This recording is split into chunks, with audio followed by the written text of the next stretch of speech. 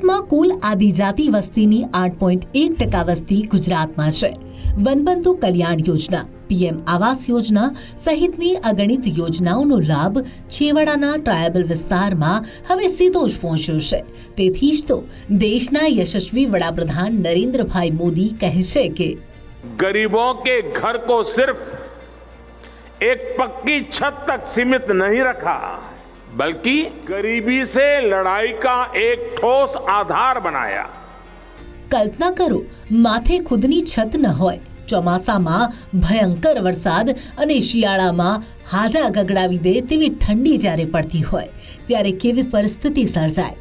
બસ આ જ સ્થિતિ કાયમી ન રહે તે માટે કાયાપલટ કરી ગુજરાતના લોકલાડીલા મુખ્યમંત્રી શ્રી ભૂપેન્દ્રભાઈ પટેલે અને શરૂ કરી પીએમ આવાસ યોજના।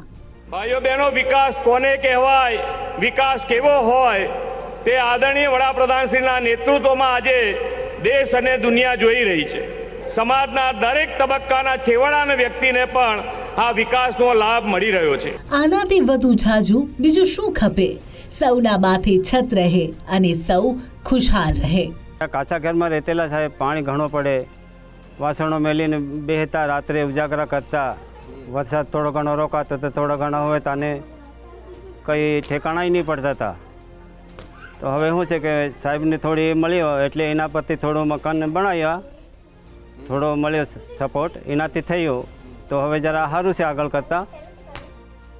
વડાપ્રધાન આવાસ યોજનામાં અમારું પાકું મકાન બન્યું અને હવે શાંતિથી અમે સૂઈ રહીએ છીએ અને ભૂપેન્દ્ર સર ને મોદી સર વડાપ્રધાનનો હું ખૂબ ખૂબ આભાર માનું છું। મેં એવું વિચાર્યું નહોતું કે અમને આ પાકું મકાનમાં રહેવાનું મળશે, એવું કંઈ વિચાર્યું નહીં, પણ આ અમને પ્રધાનમંત્રી આવાસનો લાભ મળ્યો અને એ લાભ મળ્યો તેથી અમે પાકું મકાન બનાવી દીધું। તેથી મોદી સાહેબનો આભાર અને મુખ્યમંત્રી સાહેબ ભૂપેન્દ્ર સાહેબનો ખૂબ ખૂબ આભાર। આમ દાહોદ જિલ્લામાં હજારોની સંખ્યામાં લાભાર્થીઓએ પીએમ આવાસ યોજનાનો લાભ લીધો છે। કાચા મકાનમાંથી પાકા મકાન સુધીની સફર તેમણે પણ સર કરી છે। ત્યારે ચોક્કસથી કહેવાય એ કે સેવાનો સેતુ જ્યારે બંધાય છે ત્યારે સરાવણી સફળતા સુધી જરૂર જાય છે। તે વાતની ખાતરી જનકલ્યાણકારી યોજનાઓ દ્વારા આપમેળે સામે આવે છે। જય જય ગરવી ગુજરાત।